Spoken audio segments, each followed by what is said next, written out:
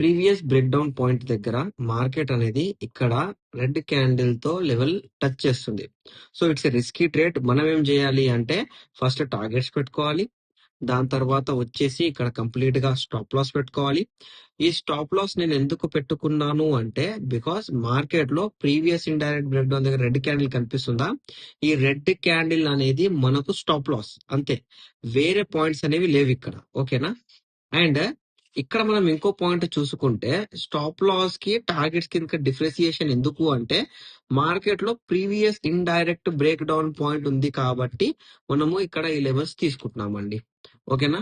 And ఇప్పుడు చూసుకుంటే మీరు ఇక్కడ చూడండి, ఐ థింక్ అయితే ఈ ఒక్క క్యాండిల్ లో ప్రాఫిట్ అయిపోవాలి, లేకపోతే మార్కెట్ అనేది ఈ క్యాండిల్ కన్నా కొంచెం లెవెల్ ముందుకు తీసుకువెళ్ళాలి.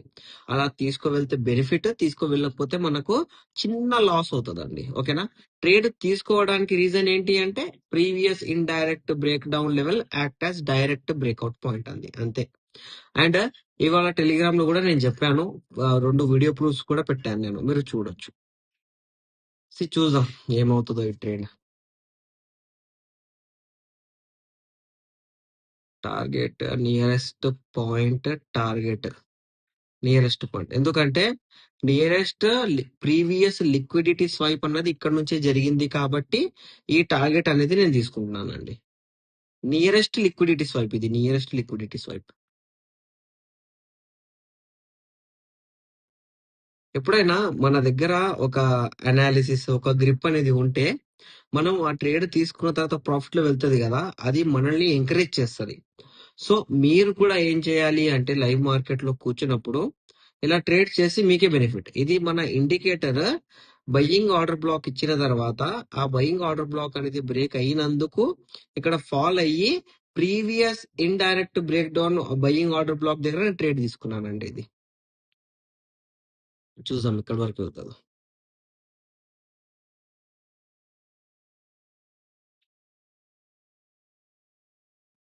అండ్ ప్రీవియస్ ఇక్కడ చేంజ్ ఆఫ్ క్యారెక్టర్ ఉంది కాబట్టి చేంజ్ ఆఫ్ క్యారెక్టర్ సపోర్ట్ కావాలి.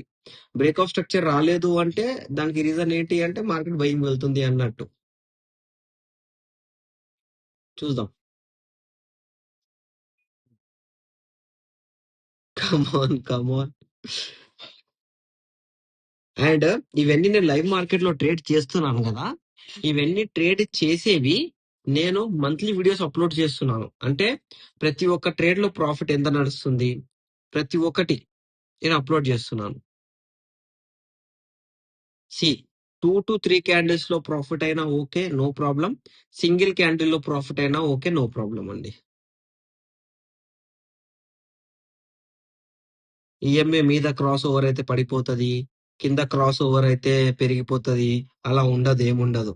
జస్ట్ ఏంటి అంటే 99.99% అనాలిసిస్, 100% అనాలిసిస్ మొత్తం చాట్ లోనే అయిపోతుంది. Very good, very good, very good, very good, very good.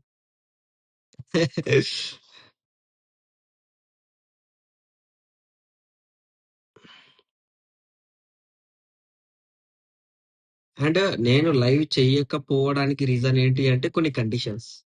ఇప్పుడు నేను ఇక్కడ ట్రేడ్ అనేది మీకు యాజ్ ఎ లెర్నింగ్ పర్పస్ చూపిస్తున్నాను. ఇక్కడ నేను ట్రేడ్ చేసింది చూపించాను అనుకోండి, వేరే ఏదైనా చూపించాను అనుకోండి, చాలా కష్టం అయిపోతుంది నాకు, నా కెరియర్ కి కష్టం అయిపోతుంది. కాబట్టి నేను ఫండ్స్, క్యాపిటల్, పర్సనల్ ట్రేడింగ్ అనేది చూపియాను. జస్ట్ అనాలిసిస్ ఏంటి అంటే previous indirect break down point దగ్గర ఆర్డర్ బ్లాక్ ఉంది కాబట్టి ఆ order black previous buying order black ఉంది కాబట్టి ట్రేడ్ అనేది తీసుకున్నాం అన్నట్టు ఇక్కడ మీకు చూపిస్తున్నాను. అండ్ మీరు కూడా ఇది ఫాలో చేస్తే చాలా బెస్ట్. ఓకేనా అండి? ఇప్పుడు నియరెస్ట్ టార్గెట్స్ ఉంది, ప్రీవియస్ లిక్విడిటీ స్వైప్ దగ్గర నియరెస్ట్ టార్గెట్స్ ఉన్నాయి.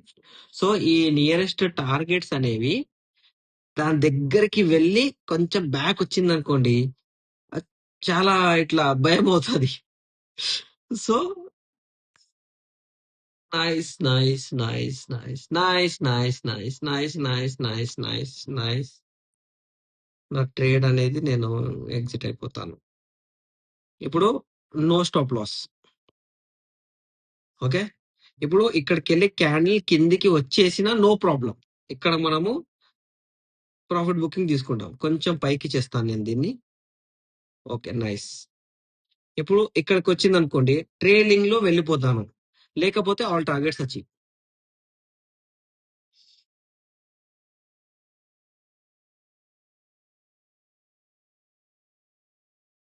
చాలా చిన్న ట్రైలింగ్. ఎగ్జిట్ అయిపోయానండి. Nice. Very nice. Very nice. Very nice.